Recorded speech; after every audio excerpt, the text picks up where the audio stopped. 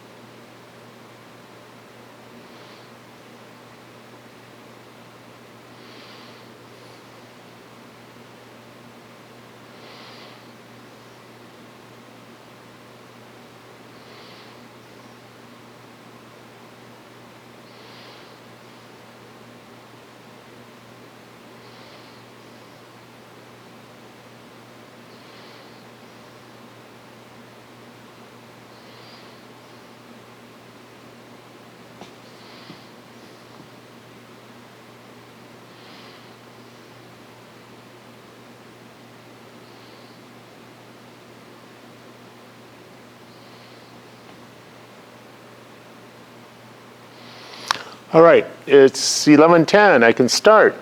As usual, if there's any issues with the audio, tell me, and I'll see if I can fix it.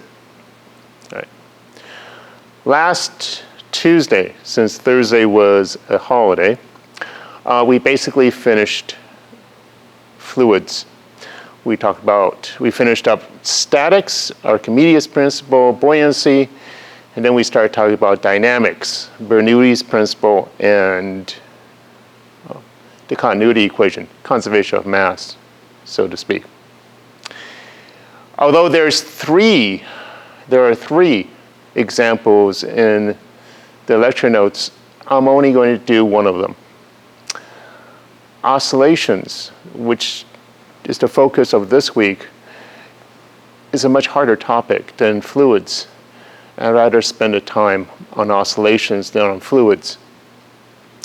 We did start that example. Sorry about this post. I'm going to need it when I start talking about oscillations. But basically, it's a container with a spigot in it and water rushing out. And given the initial height of the water, the height of the spigot, the radii of the container and of the spigot, I want to find D, the point, the distance from the spigot the stream of water lands.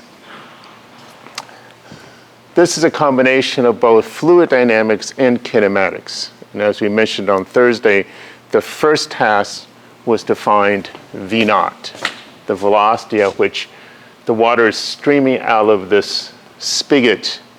And what we did was to apply Bernoulli's equation, conservation of energy essentially, at two different points inside the liquid. Now remember, Bernoulli's equation only works within the same liquid, right? You can't compare a point in a liquid with a point outside of the liquid. That doesn't work because the densities change, right? So we chose as one point the top of the fluid here, the top of the liquid here, the other point here, the point at which the liquid rushes out of the spigot. And we get this equation. And we remember from Thursday that not only do you have to use Bernoulli's equation, you also have to use a continuity equation in order to solve anything in fluid dynamics, or else you make approximations. We also got the relationship between the velocity here at the top of the liquid and here as it's moving out to being this. At this point, fluid dynamics is almost done. There's not much left to talk about. All that's really left is algebra. Namely, I'm going to substitute this equation for V naught in the Bernoulli's equation. Now I'm going to note that the densities rho all cancel. So this result is the same no matter what type of liquid you have, because the densities don't matter. And that means that this equation becomes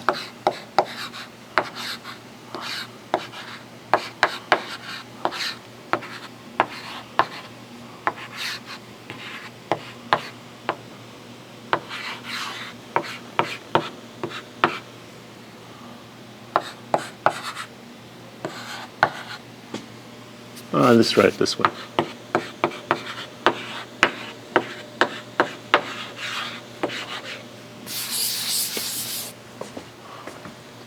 Moving this term to the left and this term to the right, and noticing that G is common on these two terms, I get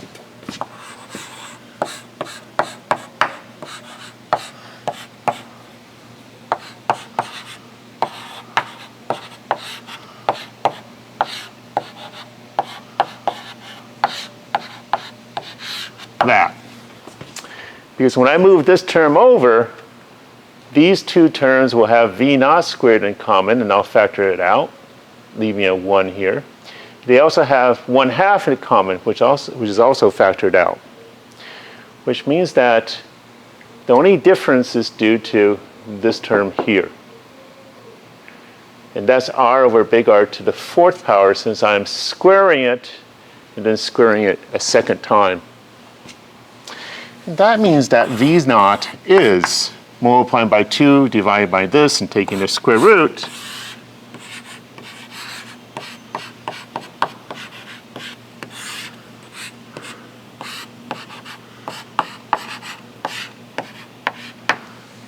That. So it, of course, depends on the difference in heights between the 2 points. But it also depends on the difference in r's, the radii between the 2 points as well. Typically, but that dependence goes like r over big R to the fourth power. Now, r is smaller than big R, right? This is the radius of the spigot, which is really small. And this is the radius of the tank, which is really big. So little r over big R is a number that's really small, very much less than 1. And when you raise it to the fourth power, it's even smaller.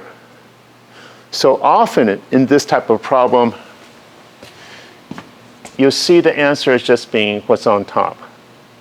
Because this piece, it's so small compared to 1, often, not always, that you can neglect it compared to this 1. In which case, the fluid or the liquid, the velocity of the liquid as it comes out of the spigot is exactly as what you would expect if the object just fell, water just fell a distance of big H minus little h. Professor, can I ask a quick question? Of course. This is both related to this example that you showed and the example you showed where you had two holes stacked on top of each other as the water went down. Yes. I was curious, so when you look at the Bernoulli equation and you sort of solve it out this way, you can see based off of heights that if you have a hole that is closer to the top of our container, the velocity of the water is greater than a hole lower. If you had a hole that is closer to the top, then little h would be bigger, right? Which means that big H minus little h would be a smaller number, and v would be smaller. Or the hole closer to the top, you're saying? Yeah, because when this hole gets closer to the top, little h gets bigger. My origin's down here. And can we relate that physically to the idea that there's more weight of water and thus more pressure as well for the hole that's lower? Yes, that's right. Gotcha. Okay, Yes, thank you because the very much. mass of the water above it is much more. Gotcha. Thank you. Other questions? Professor, for the finding V naught, you just plugged in V1 into the original equation, right? Where you set the energies equal. Exactly right. Okay. Yeah. Other questions? Okay. At this point, we're left with a kinematics problem. Namely, when the water shoots out of this container, there's no more container for the water. There's no pipes guiding the direction of the water. There's nothing. Which means that each little bit of water moves as though it's not connected to any other bit of water. So each little bit of water behaves as though it was just a freely falling body. And we're down to 1D kinematics. Now, this is an approximation. We're treating water as though it was inviscid, there's no viscosity. We're also treating water as though it has no surface tension. It has both, but we're not considering either surface tension or viscosity in this course, which means that the water coming out of the spigot behaves as though they were just individual particles. And we're going to use 1D kinematics. We're going to look at a little bit of water that comes out of the spigot and follow it as it goes down. And we use what we usually do with, 2D kinematics, not 1D, my mistake. Namely, we write down the initial conditions for that little bit of water. X naught, x at t equal to 0 is equal to 0, since it's at the origin. Y at t equal to 0 is at little h, since it's up here. V initial in the x direction is just V naught, which is what we got here. And V initial in the y direction is 0 because the spigot is aimed so that the stream of water goes horizontal. And we also know that when it hits here at time big T, the y position is 0, and the x position is precisely the distance d that we're looking for. This is right here. In other words, we use our old-fashioned 2D kinematics to solve the rest of the problem. And since I want positions, I use this.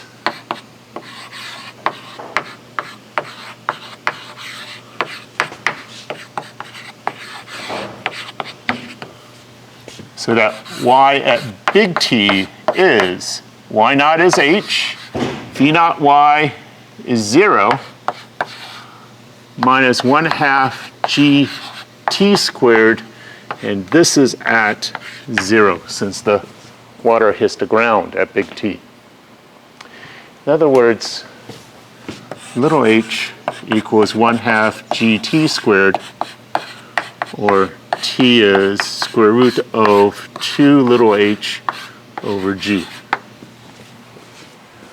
Professor, why is the initial velocity 0 if it's coming out of the spigot as a certain velocity? The initial velocity in the y direction, in the vertical direction, is 0.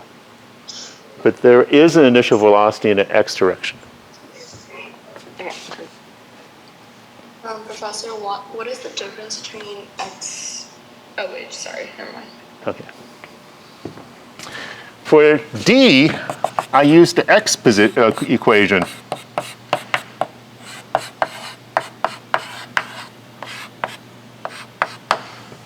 And at time big T, since x naught is 0, and v naught x is just v naught, I get d is equal to v naught times the square root of 2h over g. And if you allow me, I'll do one more algebra step. I'll stick in the expression for v naught in here. When I do, you notice that there's a g here and a g on the bottom, and those two g's cancel, which means that this turns out to be 4, since there's a 2 here and a 2 there. Little h times big H minus little h divided by 1 minus r over big R to the 4th power.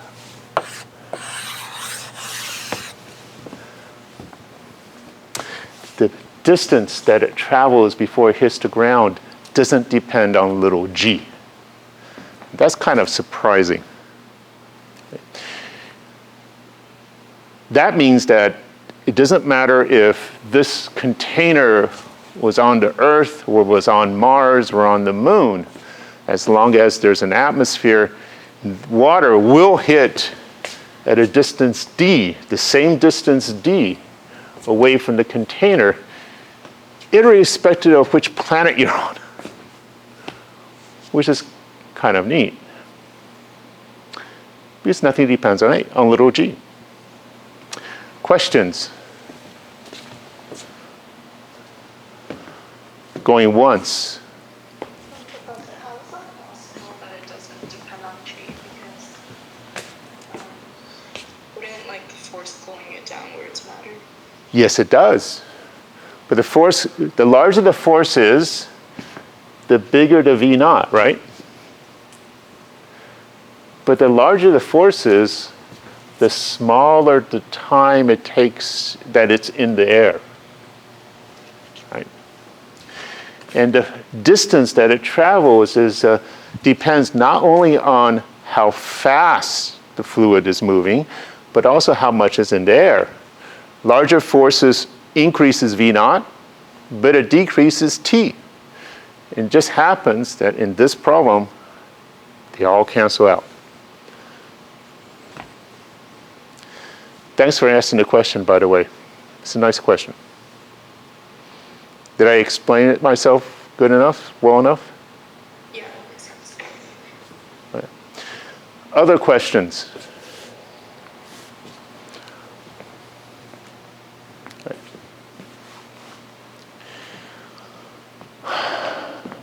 I would say that 90 to 99% of the systems that we have dealt with here in this class deals with forces that are essentially constant. In fact, every time that we ask you to predict motion, in other words, tell me how fast an object is or where an object is, you almost always go back to 1D or 2D kinematics. Not always, but almost. This gives you an impression that the most important force in physics is the constant force, like gravity. It isn't. To tell you the truth, that's not even in the top 10. This is the most important force. The spring force. Period. I mean, everything, number 2 is a very distant second. Right? Why? You may or may not realize it, and we'll see on Thursday if I'll get enough demos to show you why. But oscillations occur almost everywhere around you. Oscillations are the reason why your watch works. It's the reason why if you go over a bump, your car only goes up a little bit and it comes down. It's the reason why, well, we have that, light. Oscillations are behind that as well. Almost all of these systems can be, at the very least, approximated as this. A mass at the end of the spring oscillating. This is also true even of biological systems. I'm pretty sure there are biological systems, predator-prey systems, which do oscillate with time.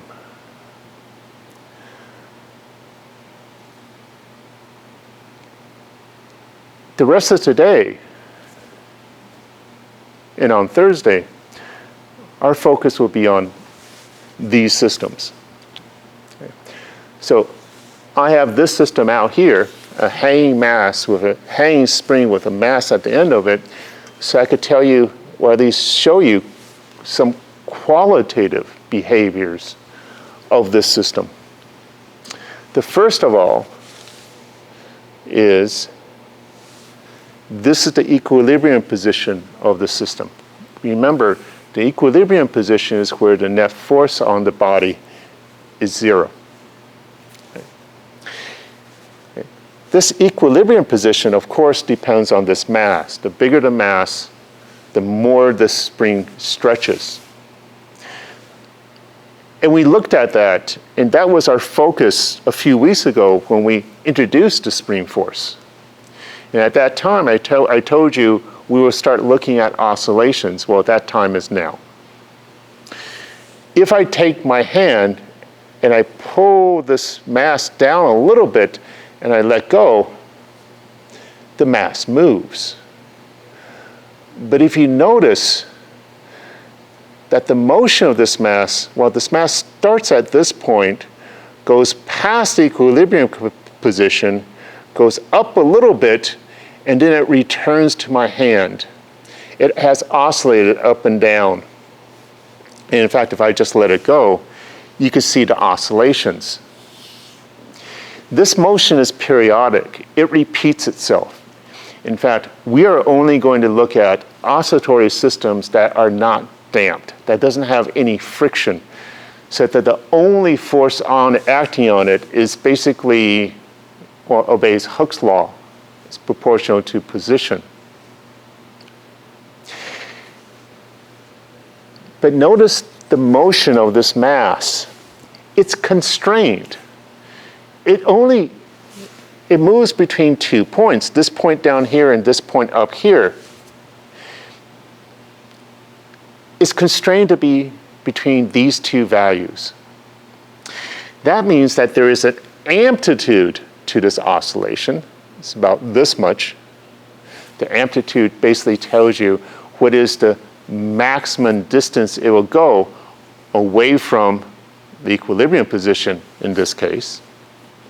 It also has a specific period, the time in which it takes for this mass to start at this position, go up and come, go up and come back down to its initial position. And that's the period. Now you can ask, does the period depend on, well, the amplitude? In other words, where this mass starts out? It turns out it doesn't. If I let go here, it takes that long for the mass to go up and down. But if I stretch a little bit more, it takes the same amount of time.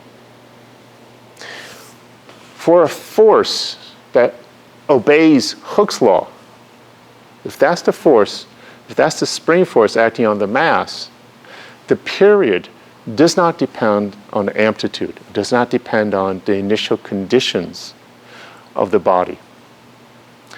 It just depends on this, the spring constant, and it turns out the mass.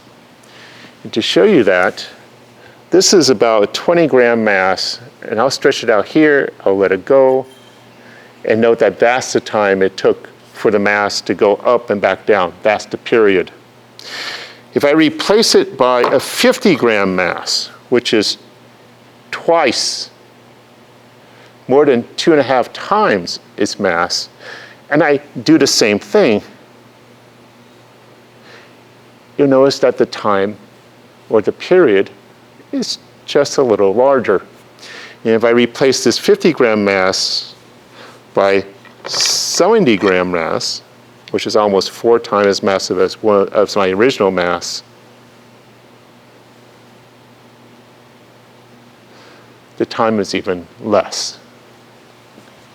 Which means that even though the period doesn't depend on amplitude, the period does depend on the spring constant, and it depends on the mass.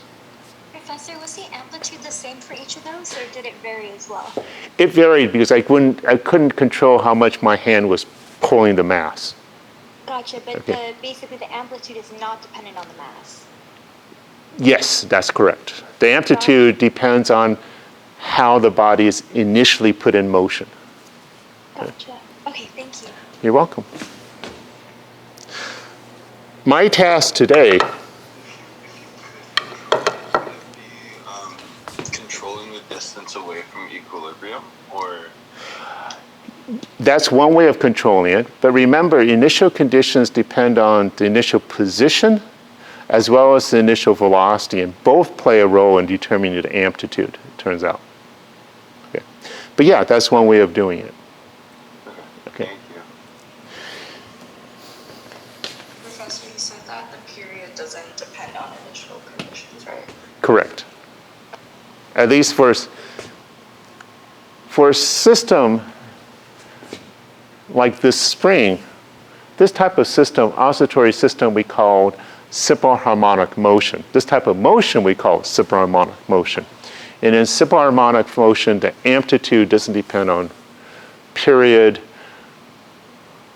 It only depends on the initial conditions. And the period only depends on basically the spring constant and the mass, how the system is set up. Our task this week, I'm sorry, go ahead. Earlier you said these are only for systems that obey Hooke's law, right? Yeah, we're only going to, well, here, hold off on that question, okay? Because I'm going to get myself into a little bit of, just hold off for a little bit. Okay?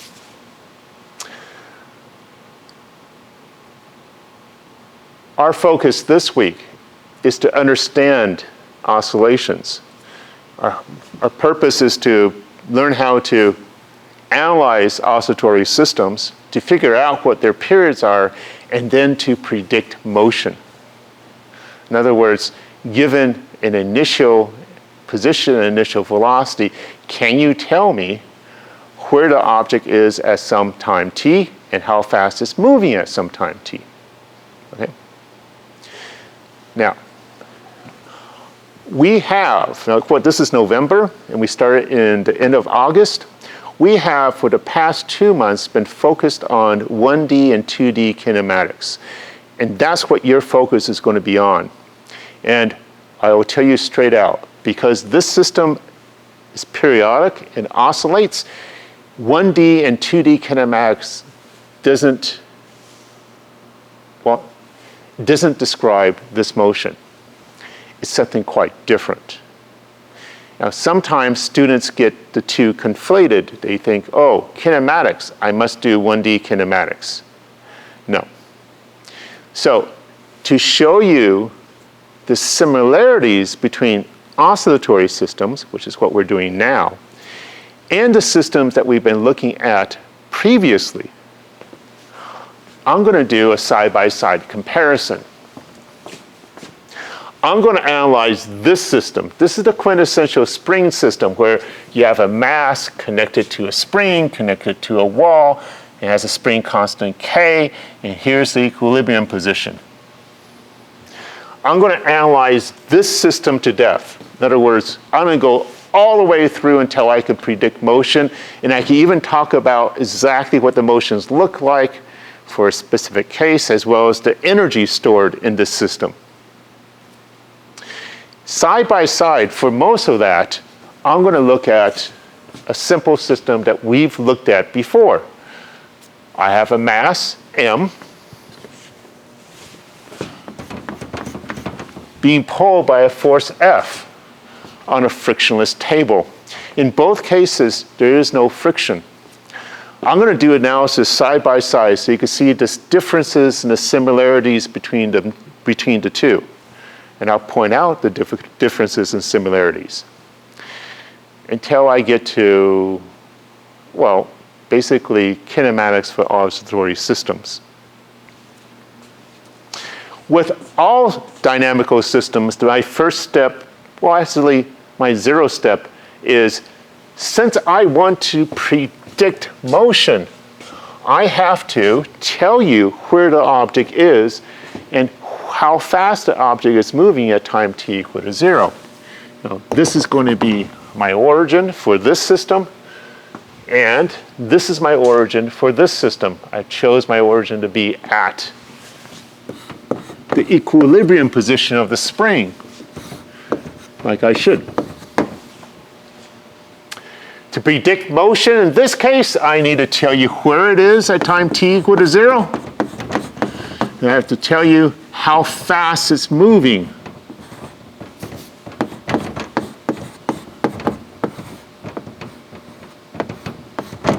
At time t equal to 0. Logically, just from intuition, you could say, I need both pieces of physics, both pieces of information for this system as well, to predict where this body is going to be and how fast it's moving at any subsequent time. I also need to know its initial position and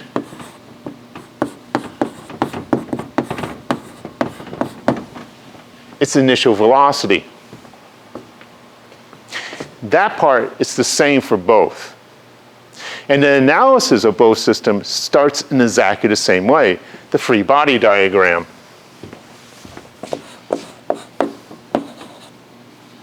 Since this mass is at this side of the equilibrium position, the spring force points to the left. There is a mg pointing down and a normal force pointing upwards. For this system, it's simpler.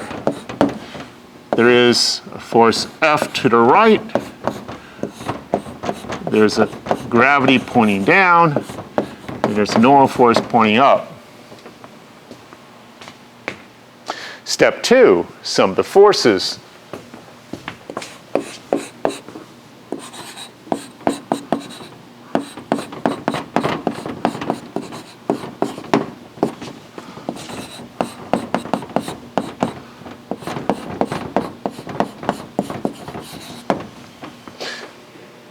And I sum the forces here.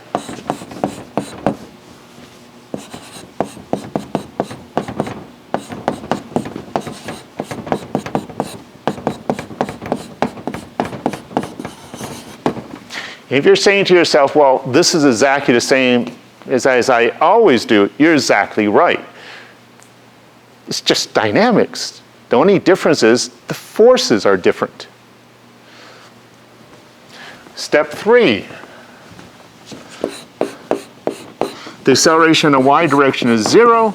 The acceleration in the x direction, well, I'm going to write this as the second derivative of x respective position. Why?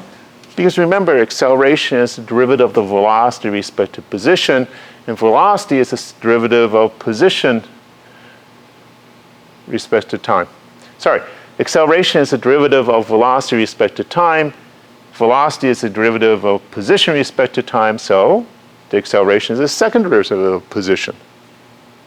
We usually don't think of it this way, but in this case, I need to. Step 4, step 3, in this case, same deal.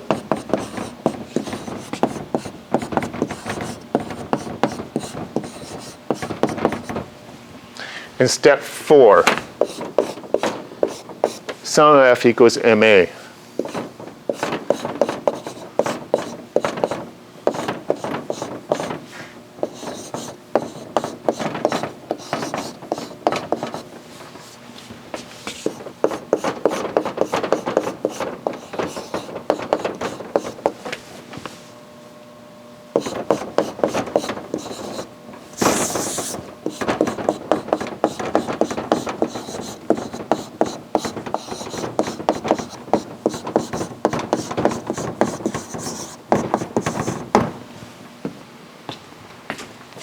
Here, let me move this so you guys can see better.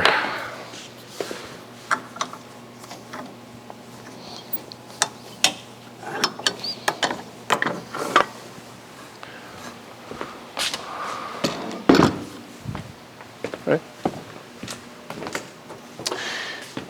If you think about everything is the same up here, but now things change because FSP is equal to kx. It depends on the position of the body. Well, in this case, F is a constant. And that's a big difference. Because if I write down the acceleration in terms of force here, for the spring system, I get negative k over m times x. Well, if I write down the acceleration for the mass system,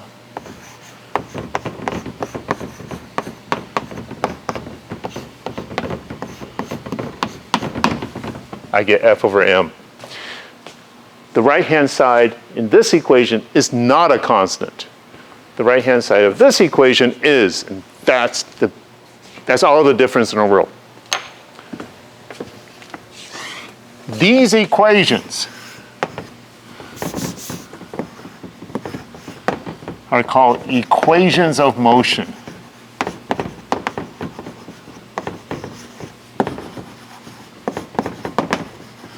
Basically, the equation of motion is when you're able to write the acceleration of the body in terms of the position and velocity of the body only. And that's what we've done. We said that the acceleration here is a function of position. That's what this equation is saying. Well, in this case, the acceleration is a function of, it's a constant. Professor, Yes? when you first were talking to us about kinematics, you said we can make the assumption that acceleration is zero. Is this the idea that we can no longer make that assumption? That the acceleration is a constant? Yes, that the acceleration is constant when we first do That's kinematics. exactly right. Gotcha. For oscillatory systems, the acceleration isn't a constant. Gotcha. Is this jerk? No. Okay. Although if you really want, you could take one more derivative of this equation and get jerk out. Although I'm not sure whether or not you want a jerk, but I'm sorry, that's a pun. A pretty bad one. Okay. Yeah. Let me look at the time and make sure I have, oh, cool. This is it for dynamics. All of this, everything we've learned about in dynamics, its only purpose is to get to this point, is to get to the equations of motion. But I want more. I want to predict motion. I want to know exactly where an object is and how fast it's moving at any time t. For this system, where the acceleration is a constant, I know exactly what to do. I get the velocity by multiplying both sides by dt and integrating.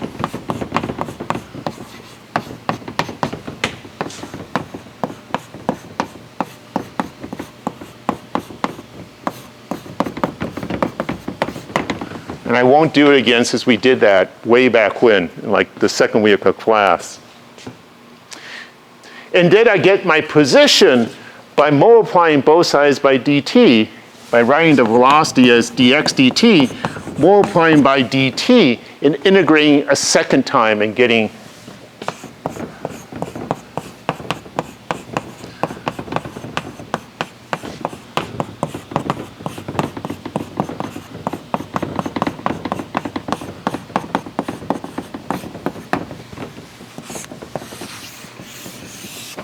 and these are the two equations that allow me to predict motion. I would like to do something similar for the oscillatory system, for the spring system. But I can't simply multiply by dt on both sides and integrate. Because if I try doing that, I get the integral of x. And x is a function of time, and I don't know what that function of time is. I simply can't solve this equation for position velocity exactly the same way I solved it here, because x is a function of time.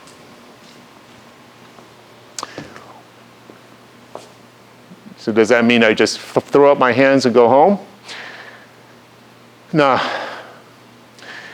This is a differential equation, and there's a really, really strong theorem in mathematics that says that this differential equation has two independent solutions, and only two independent solutions. Now, why am I quoting that?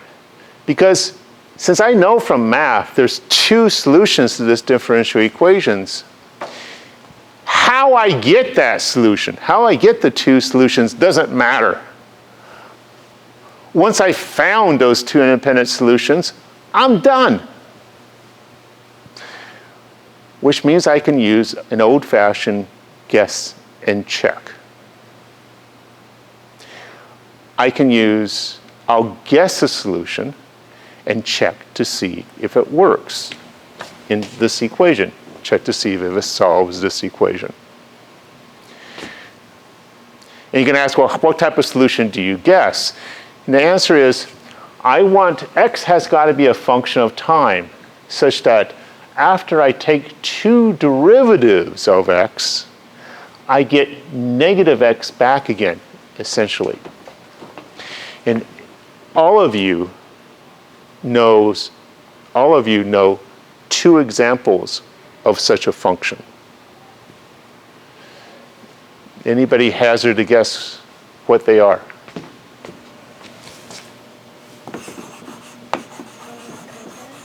Exactly right, the sine and the cosine. If you take a derivative of sine, you get the cosine. Then if you take the second derivative of the sine, you'll get negative of the sine back again. So I'm going to guess the following function.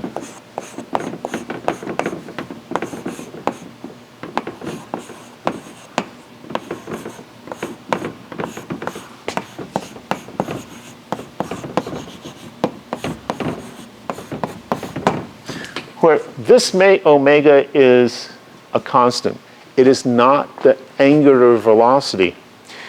Unfortunately, we have to recycle variables or reuse variables. This is omega and this is not the angular velocity. It turns out to be the angular frequency, and we'll get to that in a bit. I'm going to guess this as the solution to this, and I'm going to see what the consequences are. Now, in this guess, I'm basically saying that this has to satisfy this equation, which means that to show that, I have to take two derivatives of this function. To take the first derivative, well, I have to take the derivative of the cosine. The derivative of the cosine is negative sine. But I also have this omega in the inside. And I have to use the chain rule to complete the derivative. The chain rule just brings out an omega.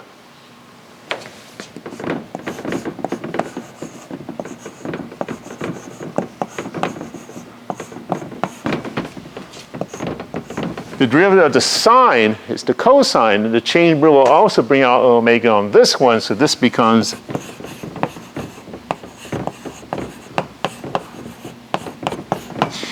Now you can ask yourself, why do I need an omega in the first place? It's because of units. And this is a physicist thinking about units. T has units of seconds, of time. And you cannot take the sine of a second. You could take the sine of a number, but you can't take the sine of 1 second. It doesn't make much physical sense. Omega is here so that omega times t will be a number, will have no units. So this omega would have units of 1 over time. That's why I have an omega in here. If I take the second derivative of this, I get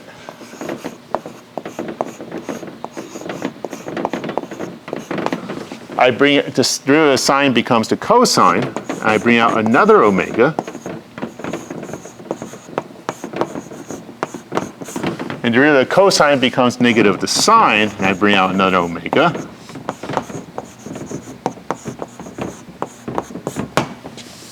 And I notice that I have a negative omega squared that's common in both terms, so I'll factor it out.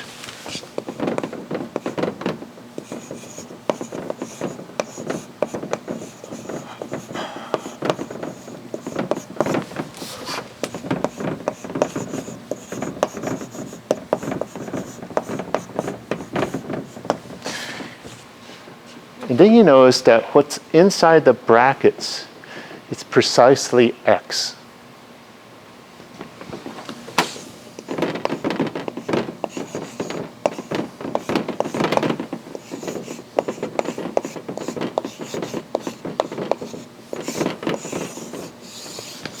So the second derivative of x with respect to time is negative omega squared times x, which means that my guess is correct as long as omega squared equals k over m. That means that omega has to equal square root of k over m.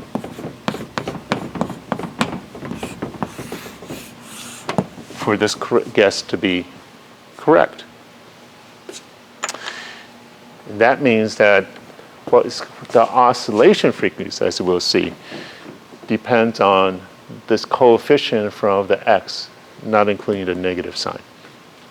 To tell you the truth, in terms of oscillations and problems on oscillations, the most important quantity to get, the hardest quantity to get, is precisely this omega.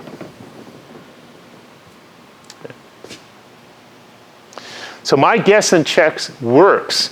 This is a solution to this differential equation. Any questions?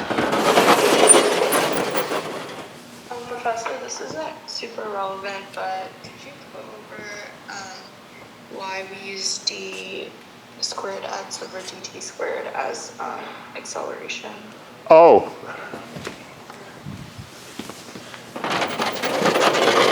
It's because, remember, the acceleration is the rate of change of velocity. And velocity is the derivative of position. So if I substitute this into here, I get the second derivative of x with respect to time. Was this just for the purpose of deriving what we just did, or Exactly right. Okay. That's the only purpose. Could you also discuss again why we can't just multiply by dt? You said that it because it gets in terms of x and x is a function of time. Correct. Is that correct? That's exactly right. So suppose I wanted to solve this using this method, right? I would multiply both sides by dt and integrate, right? The left-hand side will give me the velocity, but the right-hand side will give me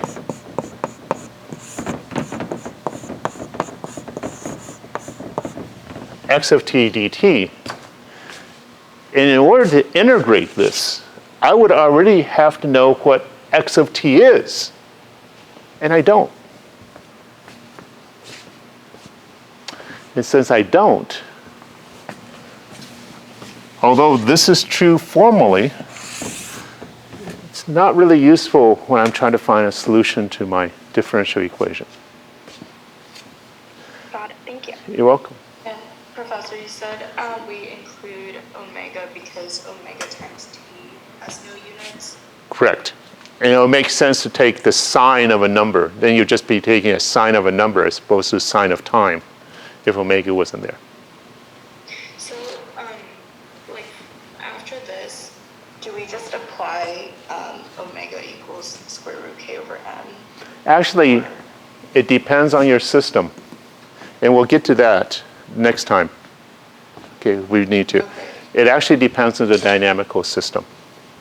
So, like, would we have to figure out how to derive omega based on the system each time? That's right. Okay. That'll be the crux, that'll be the focus of a lot of what we'll be doing for the rest of this week. Okay. Other questions? Could you also explain again why we used A cosine omega t and B sine omega t in that initial equation? For Oh, why I guess this? yeah. I'm doing guess and check, right? So I'm saying to myself, I want a function so that when I take two derivatives of the function, I basically get the function back again with a negative sign. Now, I know two types of functions that do that. I have the sine and I have the cosine. I can't play favorites. I can't favor the sine over the cosine or the cosine over the sine. So in general, my position would be a combination of the cosine and of the sine. How those combinations are put together, in other words, the size of A and B are completely arbitrary at this point. So I'll put a constant A here and a constant B here. Is that better? Yeah, to some extent. Other questions? I'm sorry, Professor, could you check? Excuse me? You said that the acceleration of the body is written in terms of position and function of time. It is written in terms of position, and this position is a function of time. Okay, thank Right. you. How do you know that that position is a function of time, or just in general, position is a function of time? Because the body will move, right? If a body moves, then its position changes with time. But the main problem is that the acceleration depends on the position, and it's not a constant. That's right.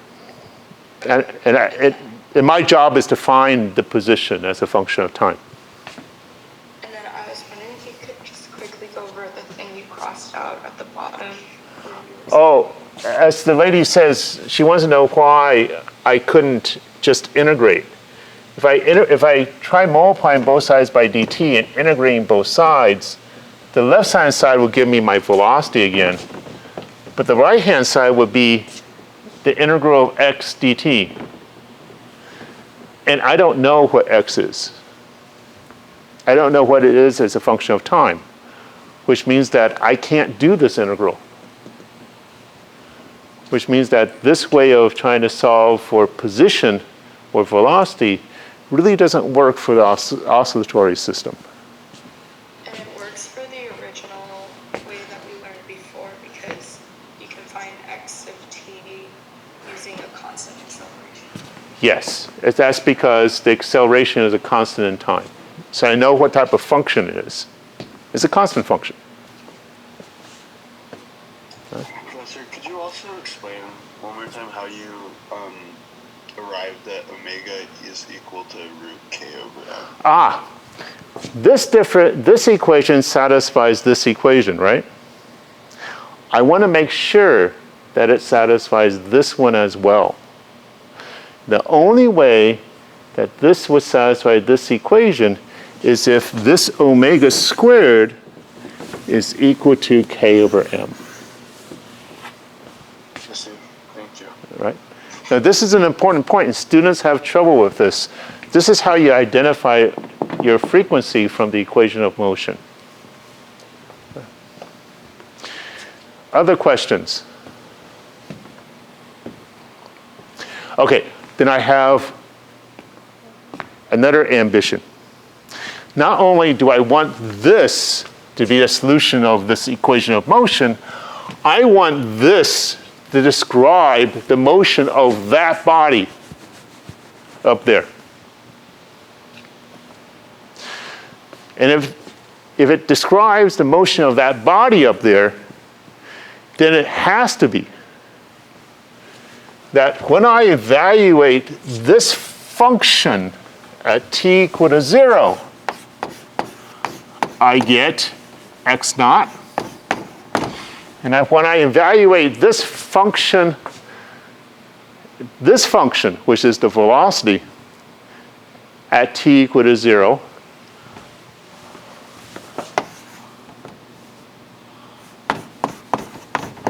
I get v naught x. Right? Because that's true for that body, and I want to describe the motion of that body. Okay, in that case, let me evaluate this function at t equal to 0. When I evaluate this function at t equal to 0,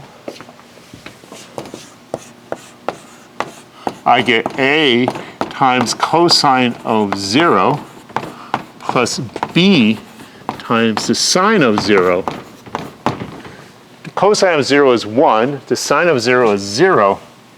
I just get a.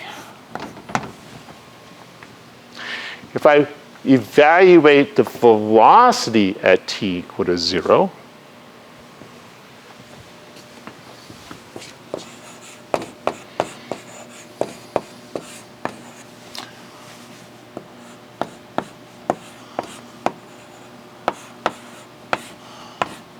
I get negative a omega sine of 0 plus b omega cosine of 0.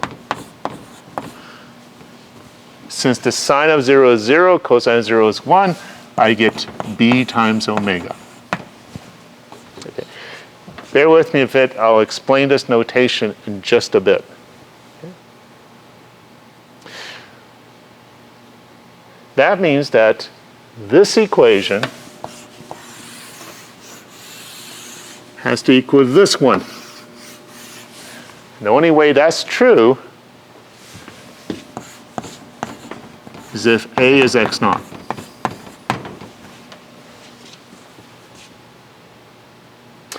This equation, which is the velocity at t equal to 0, has to equal to this one, because that's the velocity at t equal to 0. That's only true is if b times omega equals v naught x, or b equals v naught x over omega.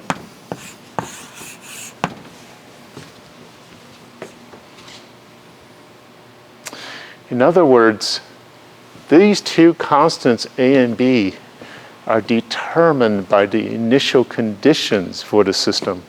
It's determined by how the body is put in motion. And to summarize, it means that x of t is x naught cosine omega t plus v naught x over omega sine omega t.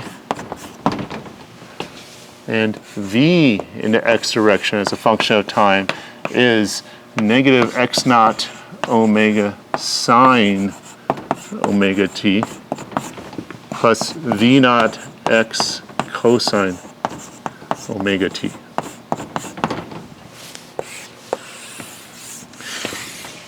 These are the two equations that describe motion for oscillatory systems. Okay. They play exactly the same role as these two equations do when I had a constant force and a constant acceleration. In fact, you notice that these two functions depend on the initial position and initial velocity. And that's simply because if I want to predict motion, I have to be able to know where the body starts and how fast it was moving at the beginning. The same thing happens here. It depends on initial position and initial velocity. But there's big, huge differences between the two. This position grows quadratically with time, which means that if you wait long enough, x can be huge.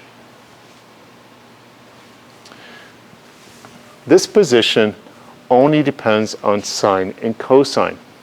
And if you remember, the sine function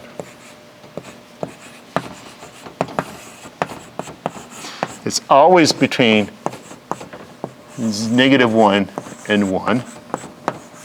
And that's true for the cosine function as well, which means that this position of the oscillatory system of the mass at the end of the spring is confined, is limited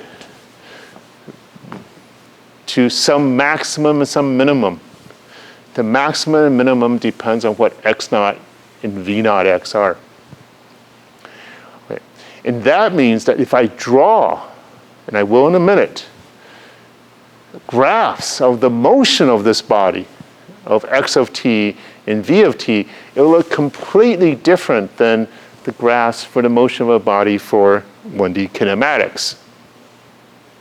In fact, the velocity as a function of time for 1D kinematics is just a straight line, while for 1D kinematics, the position is just a quadratic function of time. That's no longer true for this system. Questions?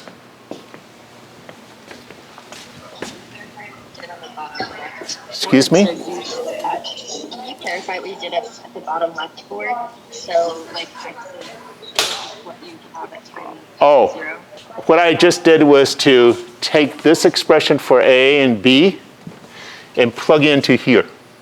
and I just rewrote it here. How did you find the expressions for A and B? I said that the initial position of this body is at x naught, and initial velocity is v naught, and that has to be true. This function has to describe that motion. So all I do is I'll evaluate this function at t equal to 0. I get a, which means I have to make a equal x naught. Well, I take the expression for the velocity evaluate at t equal to 0. I get b omega, and that has to equal to v naught. Okay. Now, notation. You notice that I can write velocity as vx, as dx dt. But the problem is with writing it as dx dt is that this is really annoying. And when we talk about pendula, we really can't write it in terms, the velocity in terms of omega, because we have another omega here. So I'm going to introduce a slightly different notation. I believe Professor Stoller will as well. If I take my x, my position, and I put a dot on top of it, that represents time derivative. One dot means one time derivative. So this is dx dt, or velocity. Right? It's a little bit like what you learn in calculus when people put a prime or y prime as being dy dx. We're just using time, a dot, because it's supposed to represent time derivative. It doesn't matter for this system. It does when we start talking about oscillatory systems. Oh, one more thing. We know exactly what omega is.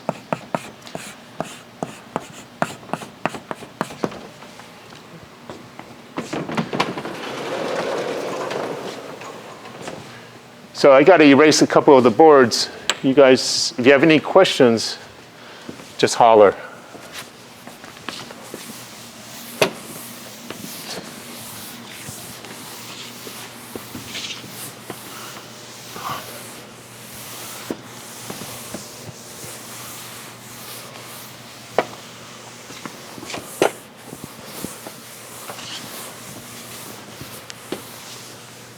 Okay. Now, the question now becomes, what does this omega mean? Physically, what's the physical meaning of this omega? And to understand that, we'll go back to that demo that I removed. And from that demo, we saw that the motion of the body was oscillatory. In other words, it repeats itself. The period is t, big T. Another use for big T, I know.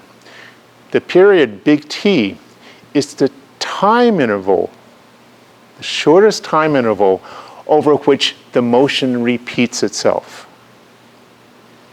Now, what that means is that if I look at where the object is at time t, you choose the time t, any arbitrary time, t equal to 0, t equal to 10 seconds, doesn't matter. Then I look at where the object is at one period in time longer. In other words, I wait for a whole period.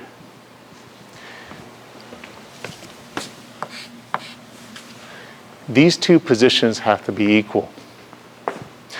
For the mass at the end of the spring, it means that when I released it here at t equal to 0, at 0 plus big T plus 1 period, it has to return to my hand, which means that the position of the body has to be the same as it was at t equal to 0. This is periodicity. Yes, ma'am.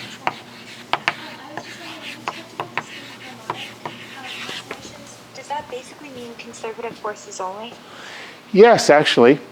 Now, don't get me wrong, non-conservative forces can have oscillations, but they'll be damped. In other words, the oscillation will slowly damp out. Gotcha. Okay. Okay, so we're assuming that it returns to the same exact location every time. Exactly right. Because we're looking at a purely, we're not considering any losses, any friction, okay, or damping. Okay, thank you. You're welcome. Professor, what was big T again? Big T is the period.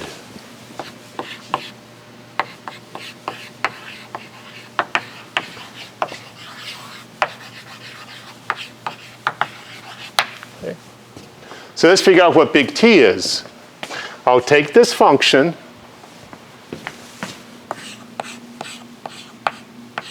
and I'll evaluate at time t.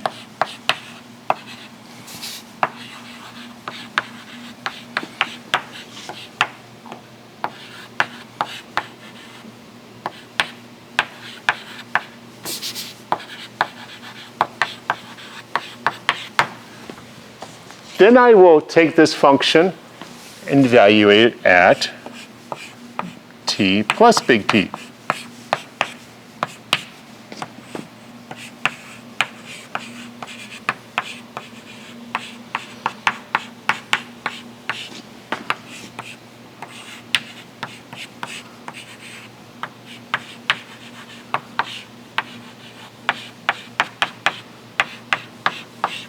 Or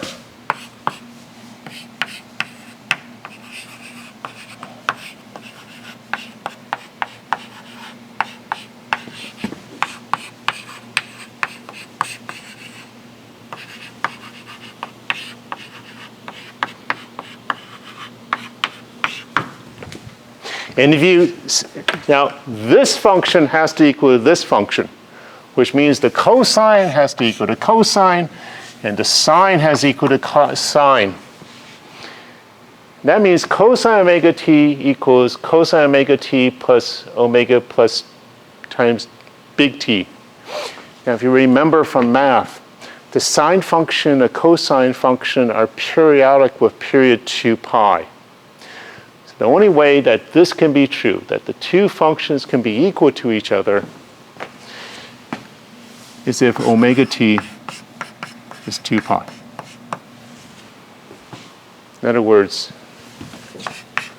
the period has got to be 2 pi over omega. That's what the period omega means. It basically gives you, or 1 over omega basically gives you the period of the oscillation. Omega is called the angular frequency.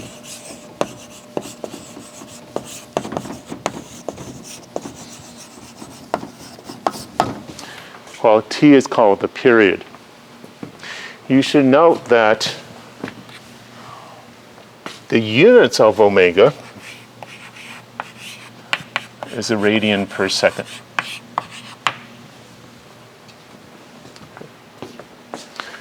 Questions? Yeah. So what are we adding the period of motion to whatever time we're currently at? Right here. Because for this function to be equal to this function, cosine omega t has to equal to this. I won't worry about the x naughts.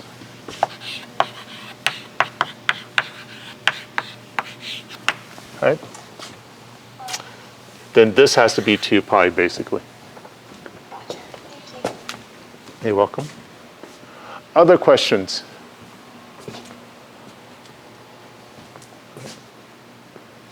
So in 2 pi, in the cosine graph, the 2 pi would just bring it back to the same position, right? And That's right. And thus, over this period, this time interval in time, the body returns to initial position, the original position. Other questions?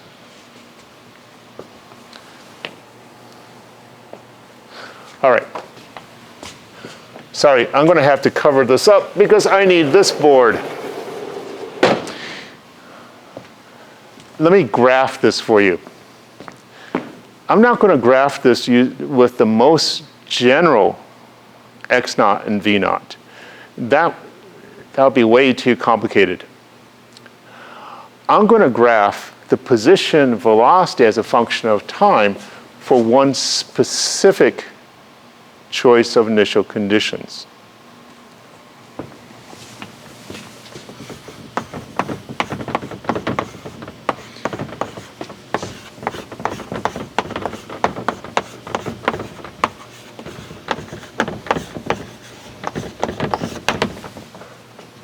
When v naught x is 0. Okay? Now I'm going to do this in gory detail. I'm going to strongly recommend that you do exactly the same thing I'm doing now.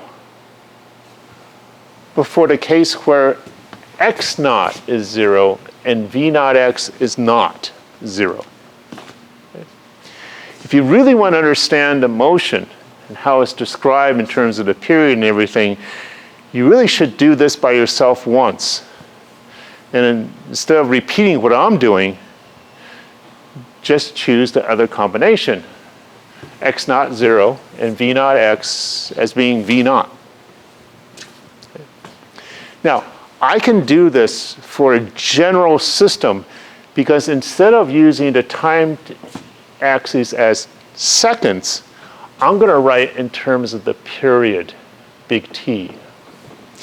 This is 1 period t, this is 2 periods 2t. Right? And I note that at t equal to 0, x is just equal to x naught.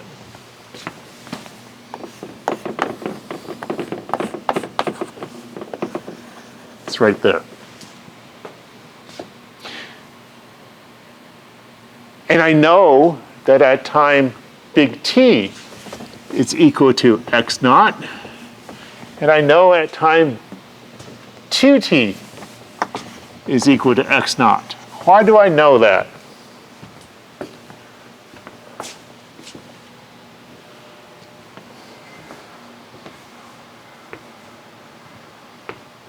Any opinions?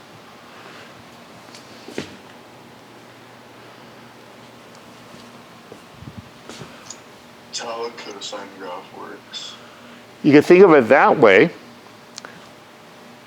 Another way of thinking about it is big T is the period of oscillations. In a time period of big T, the system, well, repeats itself. Since it starts at x naught, in one period, it comes back to x naught. Periodicity, right? That's what the period means.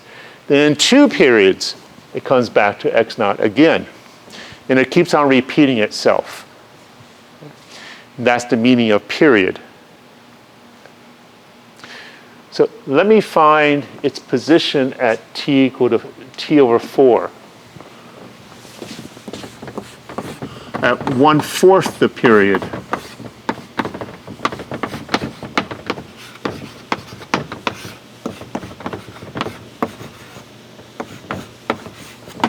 But omega t is 2 pi.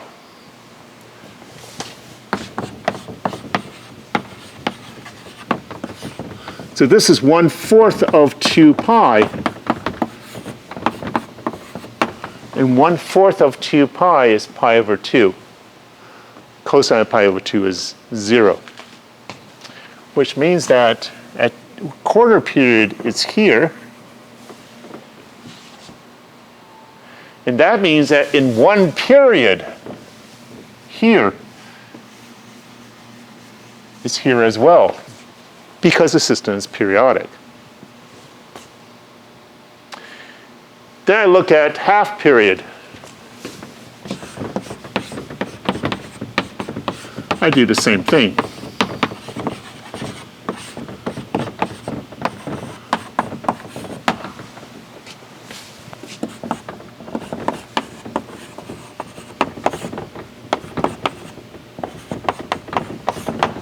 Since cosine of pi is -1, I'm down here. I'm also down here at this time.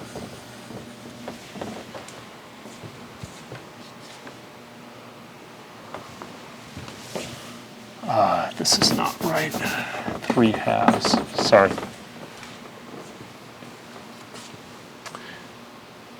If for the last time is 3/4 t, x at 3/4 the period, 3/4 period, is equal to x naught cosine of 3/4 times omega t, which turns out to be x naught times cosine of 3/2 pi. And 3/2 pi, cosine of 3/2 pi is 0. So I'm here, and this I'm here. So the motion looks like this. As the gentleman says,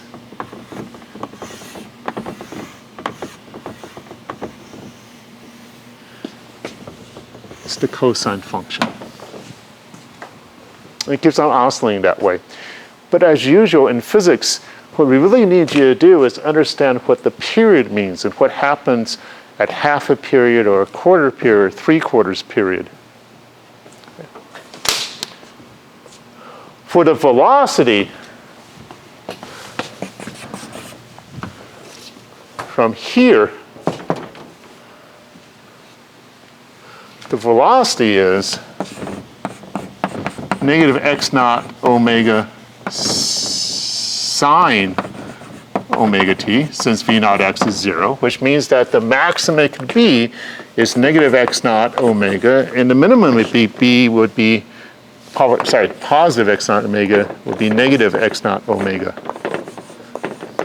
Oh, by the way, x naught then is the amplitude of this oscillation, and x naught times omega is the amplitude of this oscillation, which is telling you that the amplitudes of these oscillations are determined by the initial position, initial velocities of the body, determined by initial conditions like what we talked about at the very beginning of class, of this lecture on oscillations. At t equal to 0, the sine function is 0. So we're here. And that means that we're here and we're here. Because the sine function is periodic with period big T. At a quarter period, this becomes negative x naught omega sine of 1/4 omega times big T.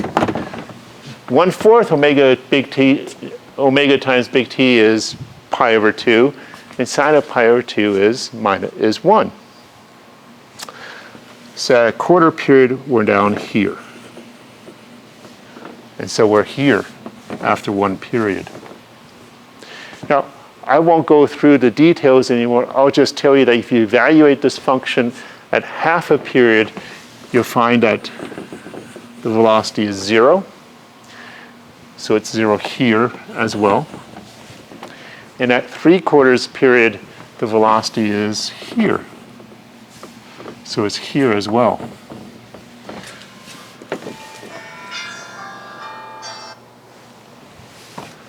And the graph is an invert sine function.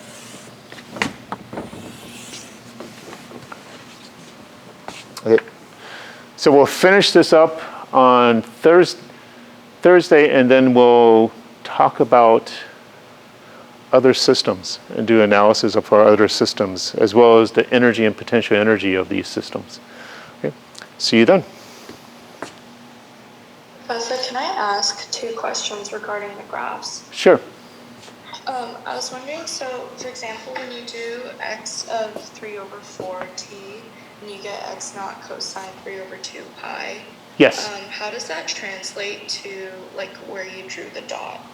Well, cosine of 3/4 pi is 0, it turns out. So this is x equal to 0, which is why it's here. So what if it's not equal to 0? I'm just kind of confused where like the x. When I evaluate at half the period, right, I get cosine of pi, right? And cosine of pi is -1. So x at half the period is at -x0. So I go here, I go down to -x0. Okay, and then my second question was, why do you only use x naught cosine omega t? Because in the equations we have on the left side, like why did we not use omega sine omega t? I'm looking at the system where the initial velocity is 0. Okay. Oh, Okay. All right, thank you. Yeah. Yeah, I'll leave you to look at the system where the initial velocity is not 0, but the initial position is 0. Yeah. Professor, these are not universal equations, right? We have to rederive these for each situation. This, we'll get to that on Thursday. Okay, give me a couple of minutes. It's actually pretty close to a universal equation. Okay. Cool. And then can I ask kind of an unrelated question to what we just did and sort of the example from the beginning of class? Sure. I'm still a little bit confused about how we're measuring height, because when we first were learning about like fluids, we were talking about height relative to the surface. So I was thinking that the height would be for the higher quadrant. Yeah. It's because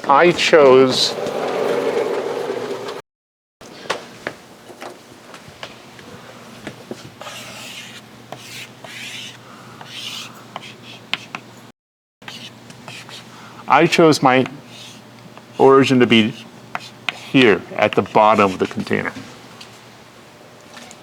Right. Oh, so when you derive the equation, that was included.